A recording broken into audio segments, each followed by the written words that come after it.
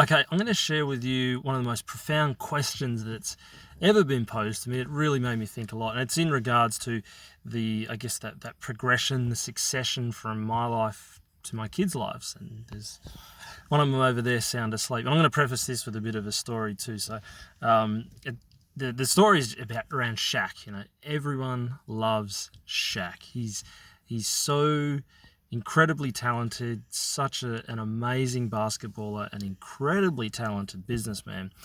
And on top of that, he's just one of the funniest dudes that you will ever come across. Not that I've come across him personally, but you see all the funny stuff that he does online. He's just hilarious.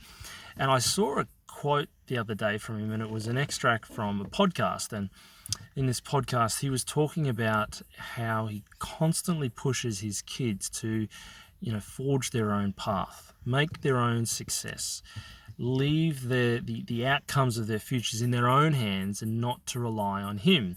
Which, that's a story that you hear a lot is, someone becomes successful and the kids don't have to do anything. The kids get lazy, they inherit the money, then they lose all the money. And then they start back at where the original parent or the grandparent started with nothing, and it's this cycle. And so he was really pushing this point of view that he wanted for his kids to be able to make their own path in life. And he said one of the funniest things I think I've ever heard him say. It was actually written down, and you read it and you can just hear him saying it. And he was talking about this idea about his kids doing their own thing, and he said, "We ain't rich, I'm rich. We ain't rich, I'm rich." And you can just hear him saying that, and it's quite funny. And that is just. I think it's just such a great outlook on life, in that, you can get caught up if you have somewhat of a difficult life, if you had struggles. It can be very, very easy, I think, to fall into this idea that you want to be able to provide as much as you can for your kids, so much so that you're providing them everything that you never had.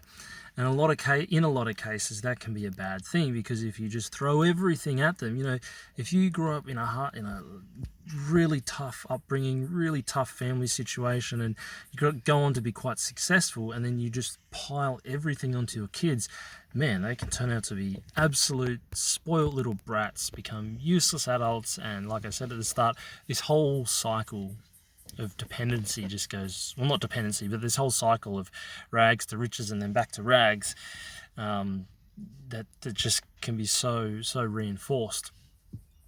And so this profound question that was asked me, I actually went to see a financial advisor, and I won't say I've got all my finances into gear, but I thought, it's probably worth, a couple $100 to go and pick this guy's brain for a couple of hours. So I saw him, and he asked me about, what does longer term look for you? What do you want for your kids, for your future? What do you want to pass on to them? All that sort of stuff. And I hadn't given it a great deal of thought, not to the level that you'd need to actually come up with a detailed plan.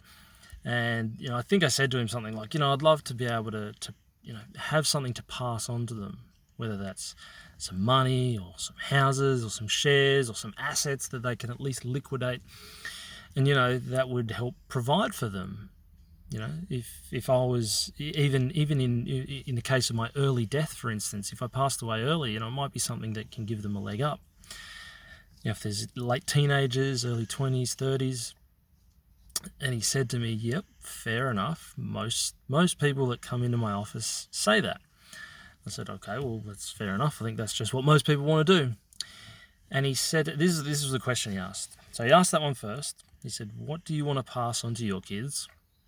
And then he said to me, because I gave him the background about my parents and how my mother had passed away, and I'm still lucky enough and very fortunate enough to have my father around.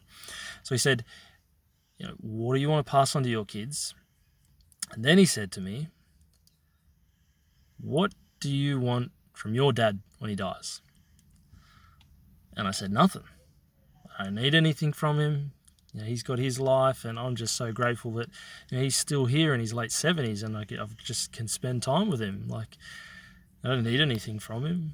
Money's not going to help. And I started to go on this little bit of a rant about that. Not a rant, but I started, explaining all my reasons. And he just, because we're on a Zoom call, and he just sat back and smiled at me.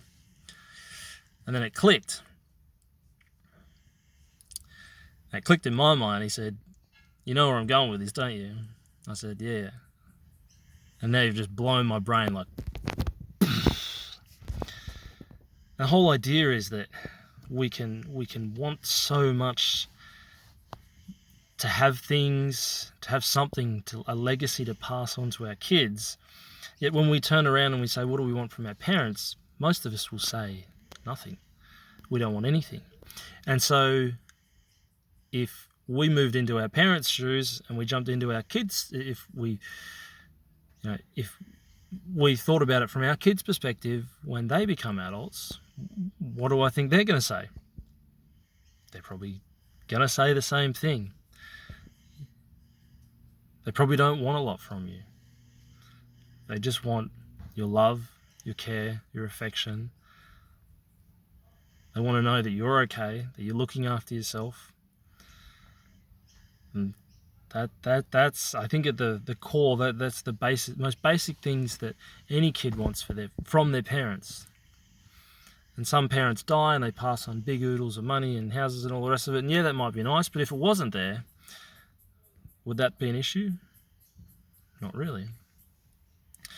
And so it really, really made me think a lot more about, what is the important thing to pass on to your kids. And not that I ever discounted or didn't understand the idea of, passing knowledge and wisdom and lessons and enjoying experiences with your kids, passing all those on. But this conversation just kind of solidified that, and that, really, I don't want anything from my dad. My kids, they're probably not going to want anything from me, other than to know that we've had a great life together and we've had great experiences together. Run out of battery.